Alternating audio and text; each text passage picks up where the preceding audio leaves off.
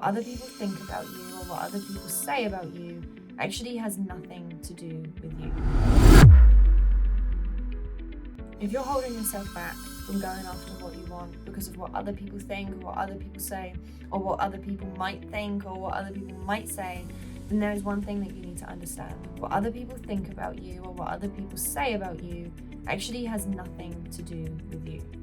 Let's say you want to start a business and follow an idea that you've had, but your parents have told you it's a bad idea. Or you want to show up online and you're worried about what people in the online space around you might think, your friends, your family, the people you went to school with, your neighbor down the road, this person, that person.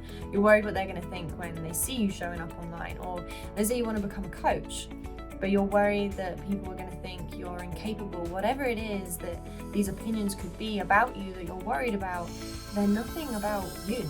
A person may perceive your confidence as arrogance if it makes them feel better about lacking confidence in the first place.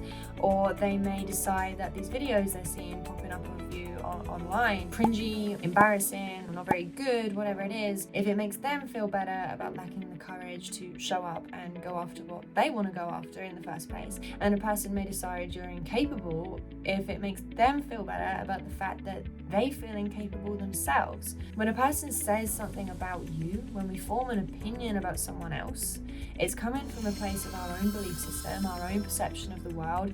It's coming from us. It's coming from our own perception of us. When we speak about someone else, we're really speaking about ourselves, even if that opinion that we're serving up or someone else is serving up comes with good intentions. So let's say your parents have told you that it's not a good idea to follow this business opportunity because it's unrealistic and it's not safe and you might fail and then you'll be hurt. Yes, right? It's coming from a good place. They want to prevent you getting hurt, but ultimately they want to prevent you getting hurt because if you get hurt, they get hurt. And they may then start questioning themselves, their parenting ability, looking at the decisions they've made, how your life has turned out. And it's not that we're all doing this on a conscious level, right? That we're sat there consciously making this decision. I'm going to choose to see this person this way and I'm going to offer up this opinion because it makes me feel better about this. This is all happening beneath our awareness, okay? We all do this and it's happening on a subconscious level, that when we serve up an opinion, we're picking the one that makes us remain comfortable. It means that we don't have to question ourselves or check ourselves or change anything about ourselves. So unless there's a person out there offering up an opinion who has the exact same outlook as you, the exact same belief system, and they've done absolutely every single thing that you need to do to get where you want to be. And what I mean is that person is already exactly where you want to be. Unless it's that person offering up an opinion, the rest are all irrelevant. The rest are all useless because they're not about you.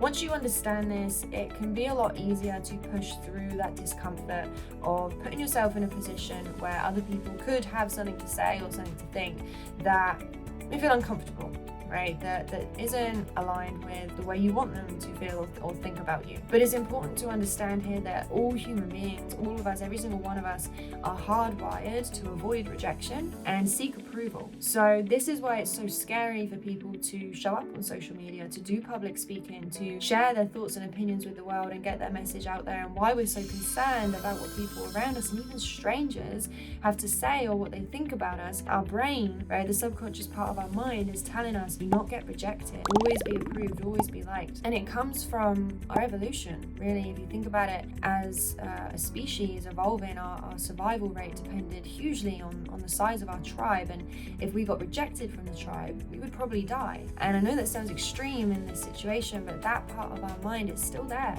right? That fear response that gets triggered when we think about what other people may think or say, the opinions they have of us. It's the same thing. That subconscious part of our mind is concerned that if we do this and we get rejected, we might die. So first of all, understanding that can make things a little bit easier, but also know that once you've done it, right? Once you've gone and become a coach, or you've gone and put yourself online and been seen, or you followed that business opportunity and you had those opinions. Some people didn't approve and some people did reject you, and these things have happened, and yet you still survive. That subconscious part of your mind learns that this is a behavior that is safe to repeat, and you won't feel such intense anxiety or fear around doing it again. You won't be so concerned about the opinions of other people, what people can think or say about you moving forward, because we already know that it's something that is safe to go through, right? We're going to survive as we go through it. So just understand, first of all, that what people could think or say about you has nothing to do with you, right? And understand that it's normal to feel this anxiety around the potential for those opinions, and that is something that will ease and that is something that will go away. But just remember, everyone that's alive right now on this planet, everyone you know, everyone you don't know, all the potential people that could have something to say or have something to think, we're all going to be dead in 150 years. That is it, and we're all going to be gone, and you have one life on this planet, right, this time around. You owe it to yourself, you owe it to the world to go after what you want. If you get to the end and you think, oh my god, you know,